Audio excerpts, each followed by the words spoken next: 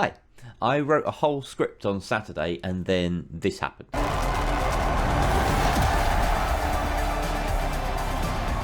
So having gone past the point where I decided I'm definitely going to make a video talking about the Finals Esports, but also not wanting to throw away a whole script, this video might feel semi-scripted. That script had revolved around this line. So what may be in the future of the Finals Esports?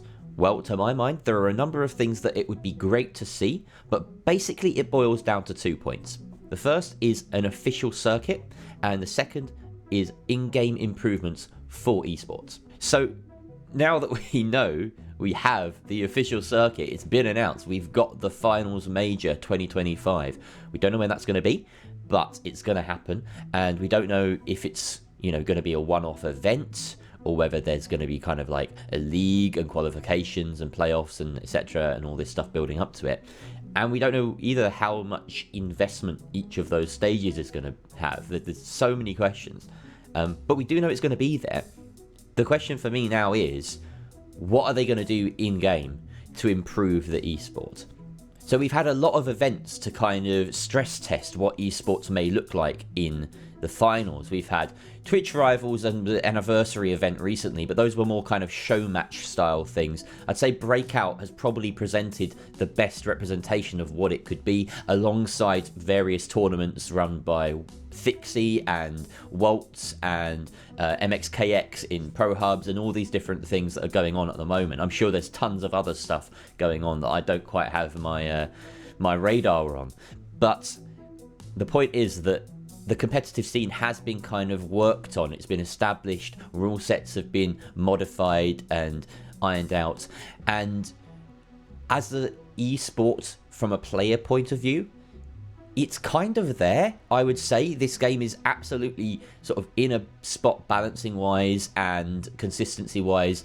The game runs well and plays well as an esport. Now, pro players may have their qualms with that, but ultimately they are the ones that are going to be nitpicking as much as they possibly can, and that's a good thing. It's their prerogative to try and find the tiny details and the instances of balancing that will impact the game quite substantially when sort of maximized. But either way, there's a workable game here, right? It's an esport that functions. The reason I don't think it's quite there yet is that there are two sides to esports, right? There's the player experience and there's the viewer experience. The finals' biggest issue as an esport right now is its readability. And I maintain that the finals absolutely can be a good spectator sport, but right now it isn't. Anyone watching Twitch Rivals who was more likely new to watching the finals as a spectator would have found it virtually impossible to discern what was going on at any given moment. Even at times during the Breakout season, where I know our audience is perhaps more accustomed to the game and doesn't need everything explained to them, there are frequent important moments where instead of drama and excitement, there's confusion. And that's not a terrible thing for an esport. You have a lot of MOBAs that kind of thrive in even the casters not fully understanding what's going on at any given moment, and then there's breakdowns, etc. afterwards. But this is an FPS, and you kind of want to understand what's happening right in the moment, if possible. It's less than ideal, is what I'm trying to say. Even with the best casters and observers available, we trip up and we stumble and we misidentify and we lack key insight far too often in this game. And I personally feel that the ceiling for my casting ability in this game lies not with my own skill at present. I back myself as a caster. I've had, plenty of years in Rainbow Six to get to grips with how to cast and how to deliver information and drama and excitement in the moment. It lies with the lack of information provided to the viewer by the game itself and by the heads-up display. I'm not saying there are areas that I can't improve on. I've been sitting with comp players in scrims to work on my analysis, for instance, but the lack of a kill feed, the lack of clear team names, and other basic quality of life features, anything like objective markers, just having a clearer view of who we are spectating at any given moment, all of these things are absolutely a barrier to my personal ability to cast the game and everyone else's ability to watch the game. The viewing experience is far more important in esports than it is in sports. Sports, you need a kind of balanced game, and the game is everything, right? That's what matters. In esports, for it to continue functioning, it doesn't have the kind of tradition and longevity that all of these traditional sports have.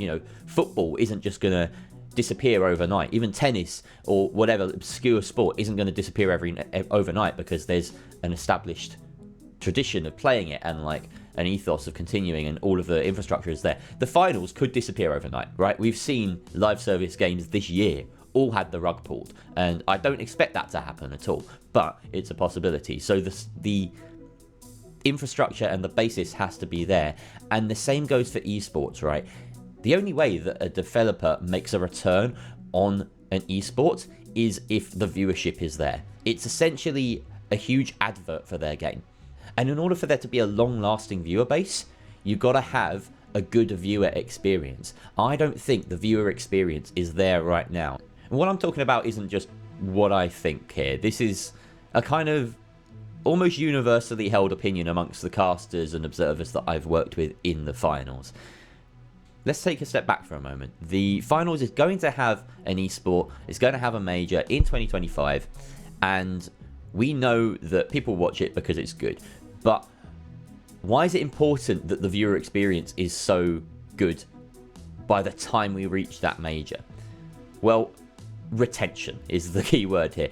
If you went and watched a sport or watched anything and you were confused and you didn't find it particularly entertaining, then you probably wouldn't watch that a second time. You wouldn't be willing to give it a second chance. If it feels good to watch and you enjoy it that first time, then that's what's going to make the difference. That's what's going to grow a viewer base and a fan base the best. And that's why I was talking about Twitch Rivals, right? A lot of people probably watched Twitch Rivals, found it a bit, it's, very difficult to follow what's going on. It's chaotic. I don't understand who's winning the fight. I don't understand a lot of what's going on generally.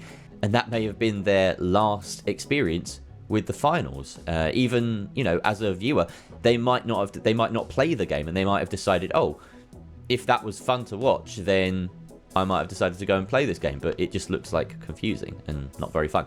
So that's my point here, is that if there are updates that improve the viewer experience, updates to the observer HUD, and these things could happen this week. That's why I'm kind of thinking twice about making this video. But maybe this video has a shelf life of about 2 days. That's fine, I've been there before. I know this kind of discussion has been a fairly popular one recently, especially now that we have the announcement of the esport. That seems to be the response that people have on Reddit, is great, now let's improve the HUD. I'm not 100% sure that that will happen at the start of Season 5. If it does, incredible. If it doesn't, then some moves need to be made fairly quickly by the dev team to ensure that this doesn't fall flat on its face. So I've already basically summed up what I'd like to change. I want a kill feed, I want heads-up display improvements, team names to be customizable. There are a couple of extra things, like making sure that the lobbies can be set up more easily, making sure that stats can be shown on screen during a game so that we don't have to flash scoreboards, anything like that. But I want to talk mostly about something that has affected the way I've needed to cast the finals so far, and it's stakes and objective play. Now, I'm going to go back to football for a moment just to kind of start an analogy here. When you listen on the radio to a game of football, you're having everything described to you. You're having every movement on the pitch, or at least the most relevant movements on the pitch, each player, and the shape and flow of the game described to you in a visually stimulating way. When you watch a game of football, however, that's not the case. Peter Drury is a really good example of a commentator who does the absolute maximum with the bare minimum. He knows that people understand what's going on just by watching, just by seeing the things that are being done, the passes, the shots, etc. And he doesn't need to commentate that. He commentates simply the name of the player, the information that is not immediately obvious and visible to someone that is watching it. The name on the back of the person who has the ball, which you can't see because it's too small. De Bruyne, Grealish, Haaland, and then they score. And that's all he needs to do, because we can see what's happening. So enough information is being provided to the viewer that all he has to do is fill in the gaps and ramp up the drama. And that's the best way to do it. There are commentators who will go a little bit further and they'll add a little bit of colour to it, explain, say, De Bruyne cuts it back to Grealish, threads the through ball to Haaland, slots it past the keeper. that kind of thing. But sometimes those are things that are quite evident to you. You know, you can see that there's a through pass made. So the way that I've kind of consciously approached commentating the finals up until this point has been to narrate the drama and the flow of the game. The things that are not necessarily evident to someone watching. For instance, you can see that someone's taking a shot and dealt half damage to the heavy in front of them. But you can't necessarily clearly see at the moment that their teammate has died. That's information that I would pull from the health bars in the bottom left, for instance, to say, meanwhile, he's down to a 2 versus 3. And then on a kind of more macro level, I would be commentating, talking about the positioning, the movements of the teams. You know, that might be categorized more as color outside of the action, but even then during the action, particularly in a cash out situation where you've got 4 teams, talking about the stakes and how important it is for a certain team to make this particular play, or why it's significant that there's only one person left on this team that are defending the point and that they are, you know, potentially going to lose their higher placement because they'll get stolen from. All this stuff about objective play rather than highlighting the actual shots and shot calling, as it were. There's kind of another angle to this, which is also we're lacking a kill feed, so calling every shot and calling every kill at present is pretty difficult to do. And you as a viewer are far better served by being given a story and a thread to follow that is not necessarily completely dependent on exactly who's dead or alive at any given moment, right?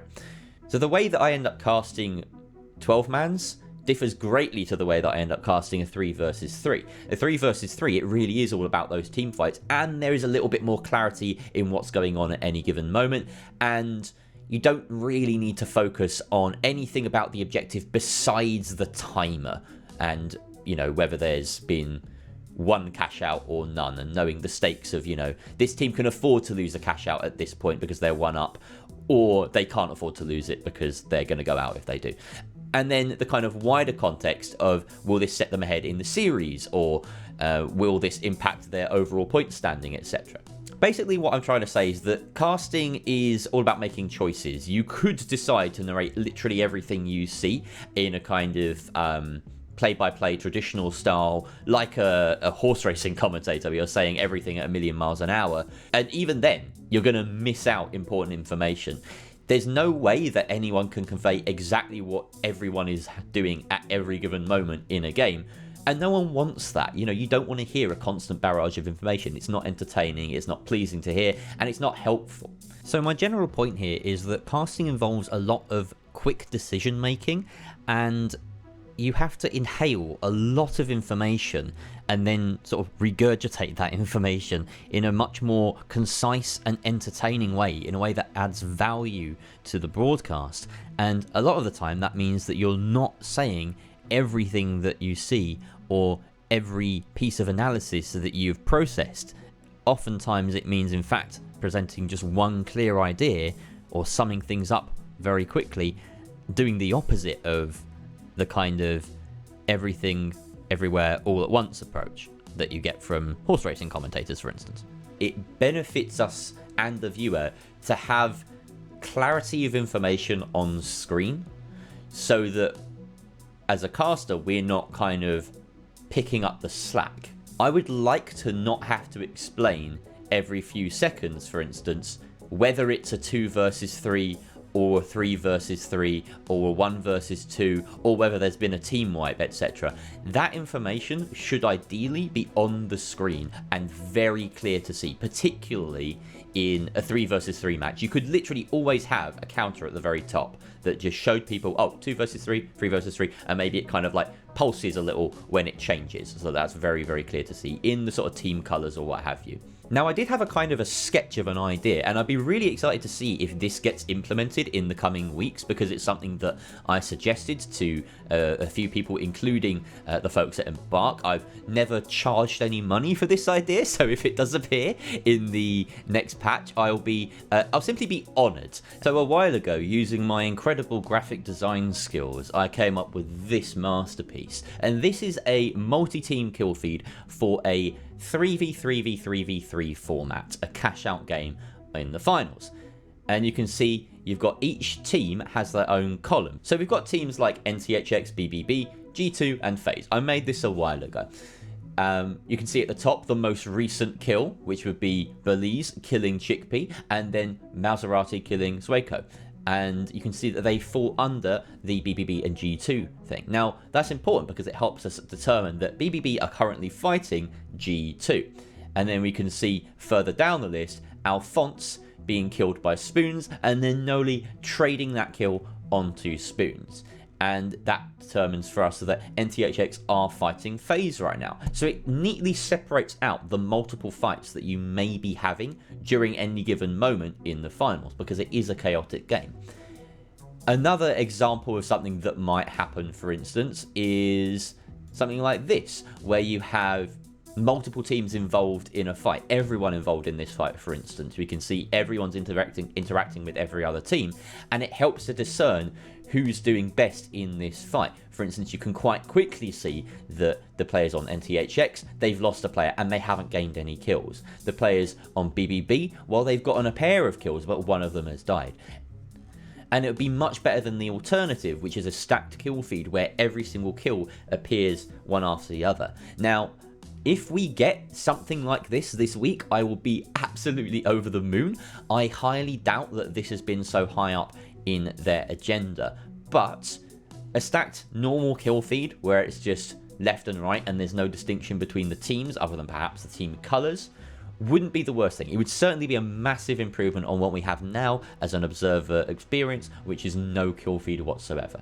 There are a bunch of little changes I'd love to see. I'd love to see the cash tally and the ranking in the top left to be a fair bit larger in the observer mode. I would love to see a player card at the bottom that makes it very clear who is being spectated at any given moment. I would love to have every single team's health and ammo and gadgets, etc., always visible on the screen, whether they've been used. Icons to indicate whether a particular player is stealing or not. The steal progress bar would also be really good for an observer to see, rather than the kind of binary system that we have in game, which works just fine. You know, the player knows how close they are to completing the steal, but no one else does. They just have to go off their game sense and, you know, how long has that siren been going on for? How long has that icon been flashing for? That's fine as a player experience. I think it adds tension, it adds skill.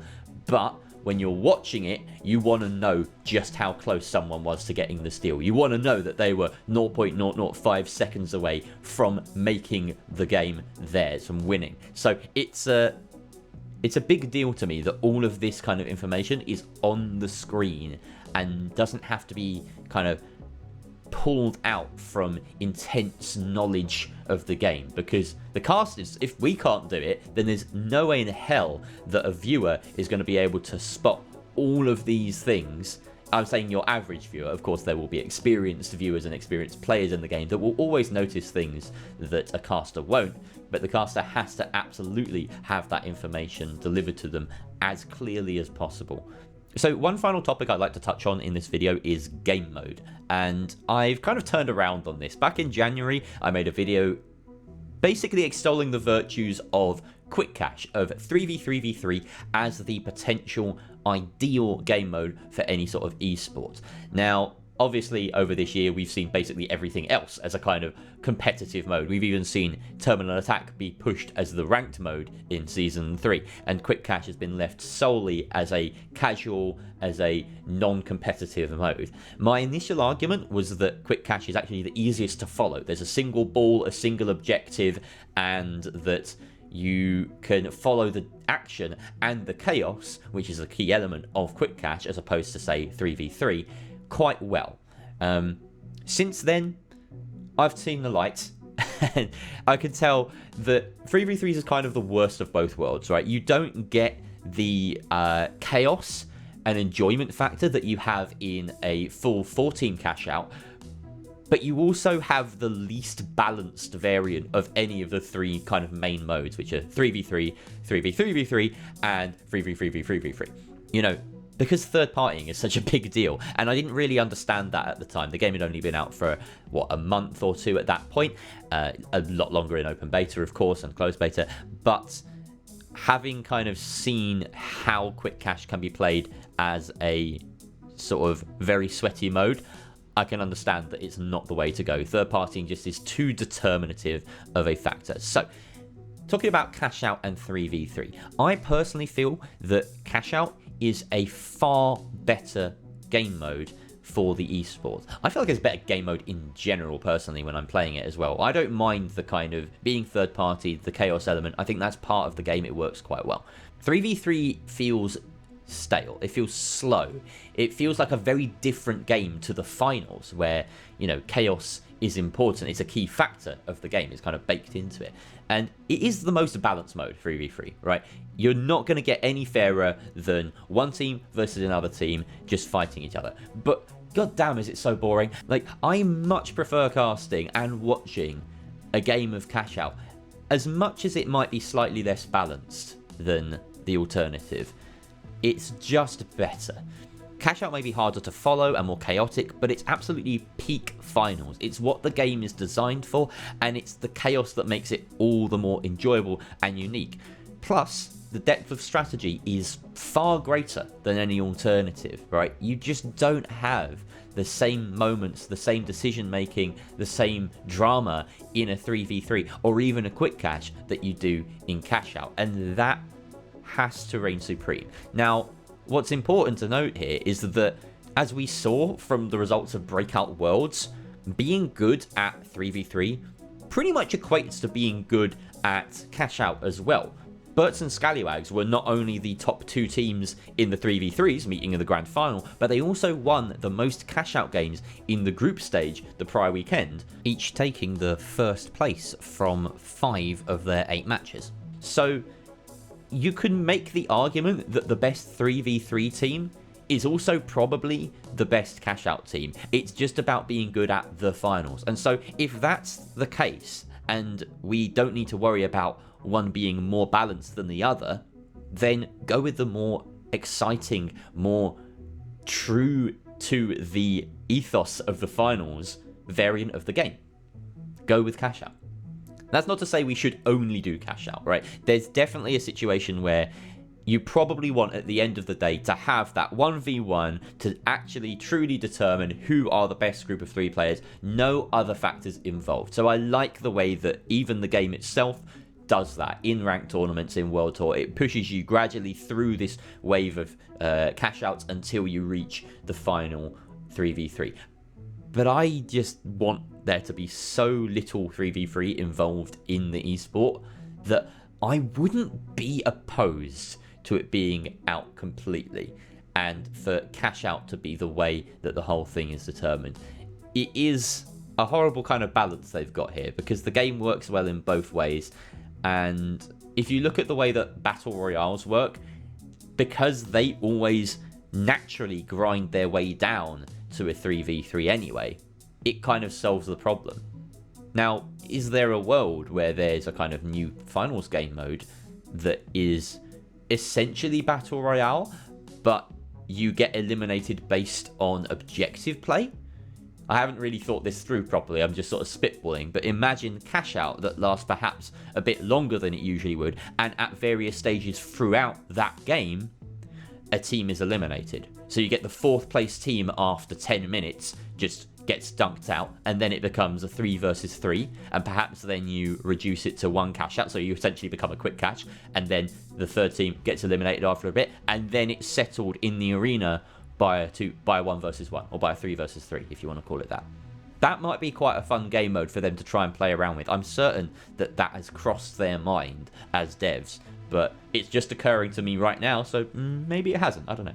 So I'll try and wrap this all up and just talk a little bit about Breakout, because I feel as though they really have set the bar for what the esport could be like. You know, by the end of the season, we kind of caught the eye of Embark, which was really good, and they donated to the prize pool, which is honestly, like, having run lots of events in the past, I know how difficult sponsorship and prize pool funding can be. So for the devs and the community leads at the finals to just turn up and do that was, like, staggering, and a really promising sign for the future, because now we know that they've invested in this and they are willing to invest in this side of the game. I count myself pretty lucky that I joined Breakout when I did, and that I impressed the folks there enough that they were willing to let me loose on the grand final. And I also count myself very lucky that I was able to cast with so many brilliant casters like Stars, Elvin, Rio, who I'd done the majority of the season with. He provided so much insight to me. I always felt like I learned something when I was on the mic with Rio.